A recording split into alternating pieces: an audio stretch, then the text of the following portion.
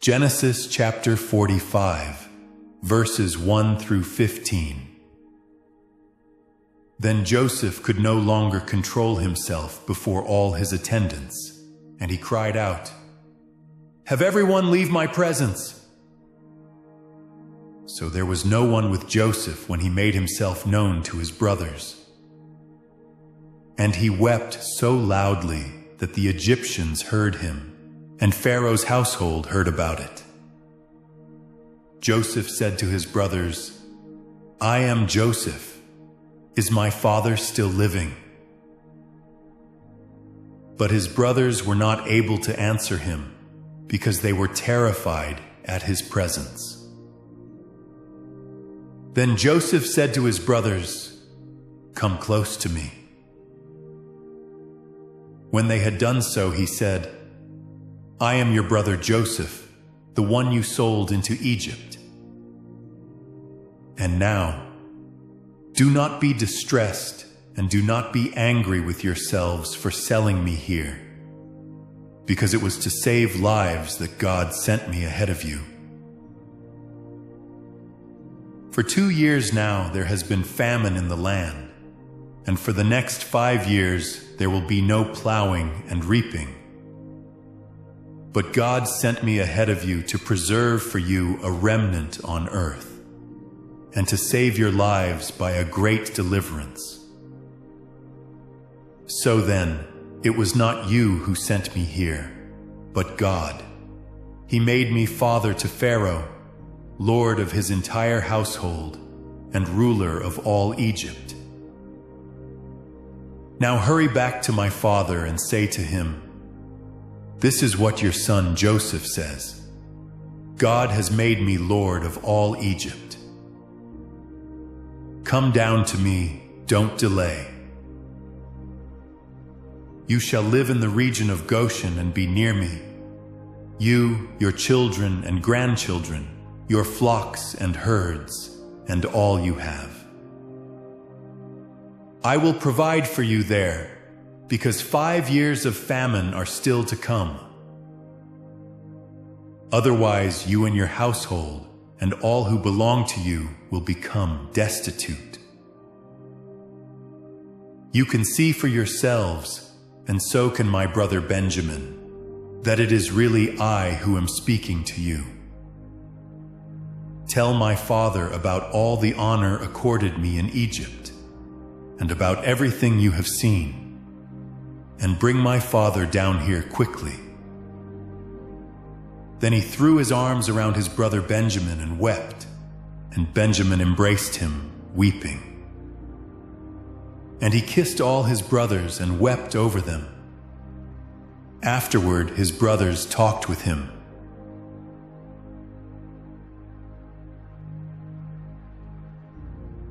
Last week, we looked at how Joseph was sold by his brothers and taken away to Egypt. Young and naive, Joseph told his family about dreams, in which his parents and brothers bowed down to him, and that dream earned him his brothers' hatred and got him sold into Egypt.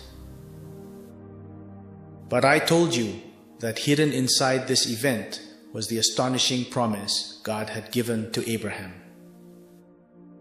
From the very beginning, God had a grand plan for the salvation of humanity, and he was carrying that plan out through Joseph in ways no human being could ever have predicted. And in the middle of all this, Joseph's story also holds lessons for us. First, favoritism destroys a family. Jacob himself had been a victim of favoritism between Esau and himself. Yet, he repeated the very same sin. It's a pattern where wounded people pass their wounds on to others, and it repeats itself in families, in churches, and in workplaces alike. Second, being loved by God does not mean life will always be smooth. In fact, it is often in the middle of hardship. that we come to experience God's saving power. Trust in God builds up through the difficulties we face as we go through life. Third, hidden inside that pit of despair is God's enormous plan. Even when the sky seems to be falling, God provides a way out. And I left you with 2 challenges. I asked you to examine whether there's a relationship where you've been comparing or favoring someone without even realizing it. And I also asked that if you're currently in a situation that feels like a pit, you would stop right there and voice your gratitude and trust in God. I trust you followed through, just as you did last week. Today's passage takes place much later, when Joseph meets his brothers again. 22 years had quickly gone by. In that time, Joseph went through a great deal. He was 17 years old when he was sold into Egypt. Joseph was sold as a slave into the household of Potiphar, the captain of Pharaoh's guard. Because God was with Joseph, he earned Potiphar's trust and became the manager in charge of everything in his household. We don't know exactly how long he served there as manager, but by then he had grown into a strong young man, strong enough that Potiphar's wife began making advances toward him. She tried to seduce him into sleeping with her more than once, but Joseph would not give in. He said he could not betray his master's trust. One day he came into the empty house, and she tried to seduce him again, but Joseph left his garment behind and ran out of the house. Rejected, Potiphar's wife grew bitter toward Joseph. So she accused Joseph of trying to assault her, holding up his garment as evidence. Because of this, Joseph was thrown into prison. As it happened, this was the very prison where the king's prisoners were held. Even there, God was with Joseph, and he gained the favor of the chief jailer. He became the one in charge, handling everything in the prison. Being sold into the household of the captain of the guard, and being locked in the very prison that held the king's prisoners. All of it was part of God's plan. Our God is one who always brings to pass what he has spoken. There, Joseph interpreted the dreams of the king's cupbearer and baker, whom he met in prison. Thankfully, the cupbearer's dream turned out to be a good one, but the baker's dream was an ominous one. Just as Joseph had interpreted, the baker was executed, and the cupbearer was released and restored to his former position. But this man completely forgot about Joseph. Then Pharaoh himself had a strange and troubling dream. In his dream, 7 beautiful, well-fed cows came up out of the Nile, and then 7 ugly, gaunt cows came up after them and devoured the beautiful, well-fed ones. He had another dream as well, in which 7 healthy heads of grain were swallowed up by 7 withered, shriveled heads of grain. Troubled by these strange dreams, Pharaoh summoned every renowned fortune teller in the land, but not one of them could interpret them. That's when the cupbearer finally remembered Joseph. He told the king about him, and Joseph was brought in. Joseph interpreted the dream for Pharaoh. It was a message about 7 years of abundance ahead, followed by 7 years of famine. And along with interpreting the dream, Joseph also proposed a solution to the problem.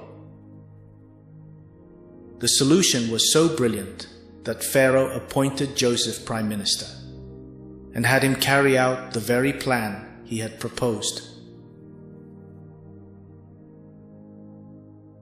This happened in the year Joseph turned 30.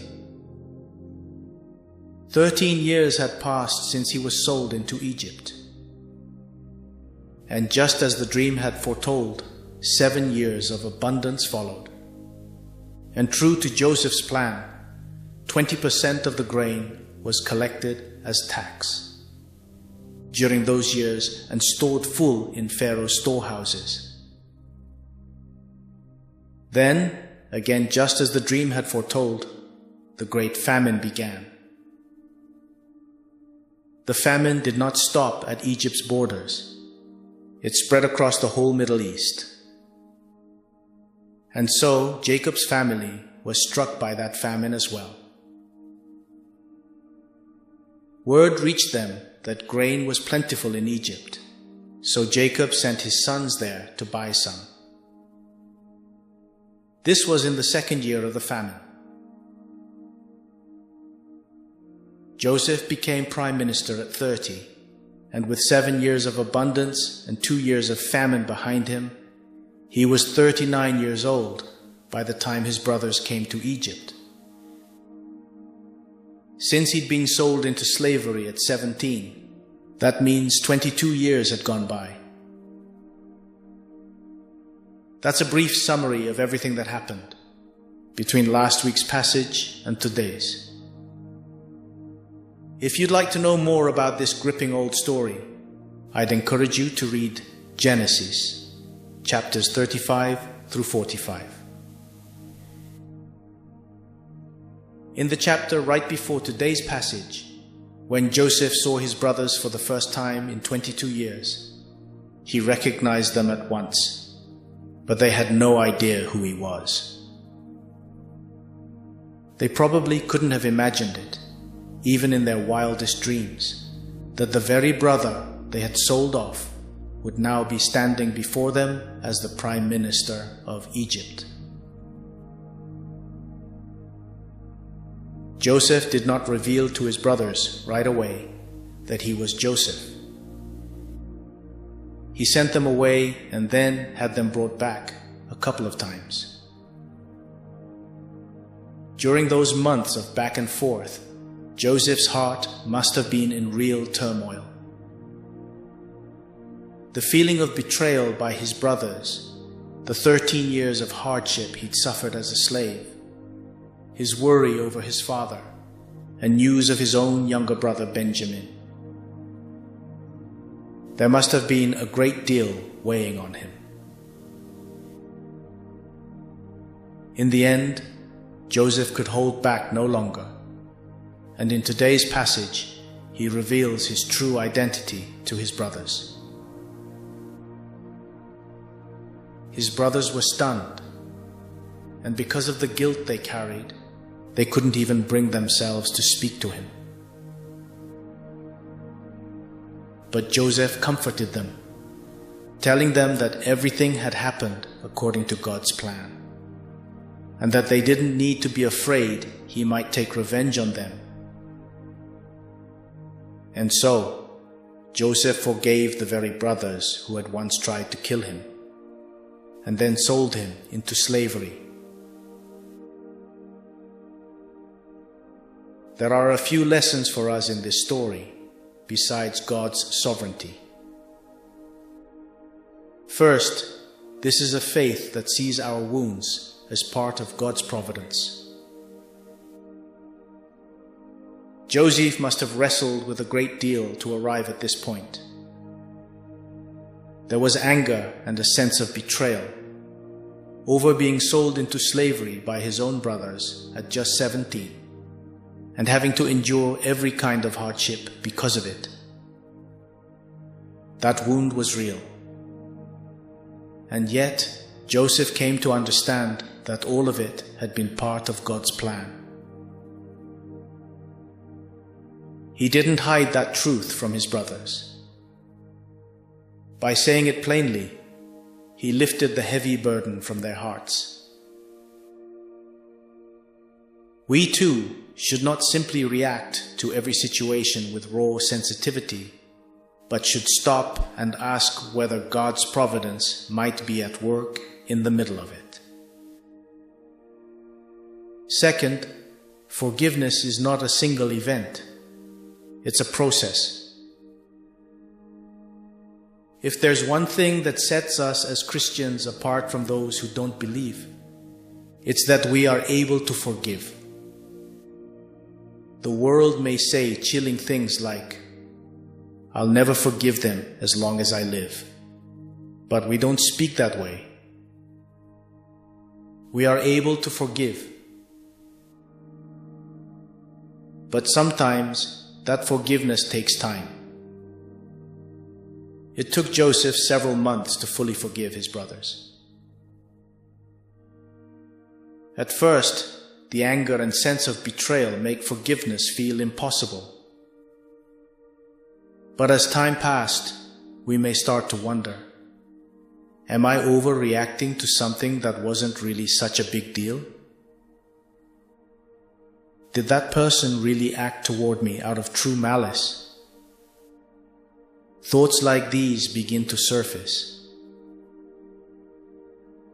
But even after we declare that we've forgiven someone, our relationship with them may still feel awkward. We need to be honest about that too. If we've declared forgiveness, but our hearts still aren't at ease, it may be better simply to admit that. It may take time, but it will be all right in the end.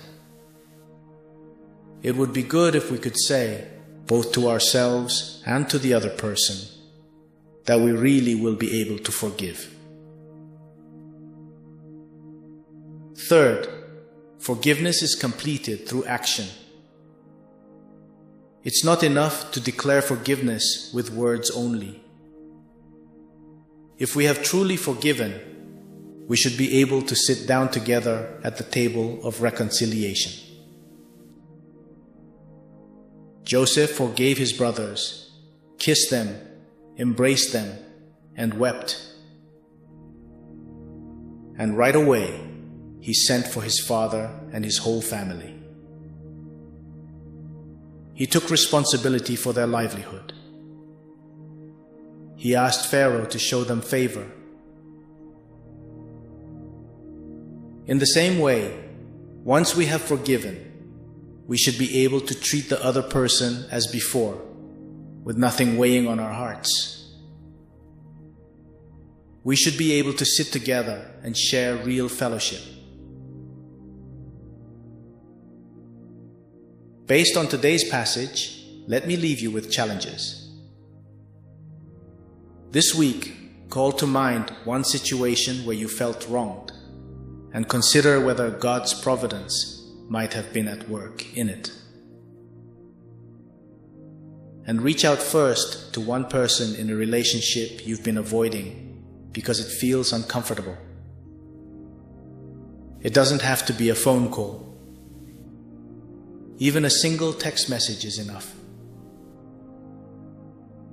Let's pray.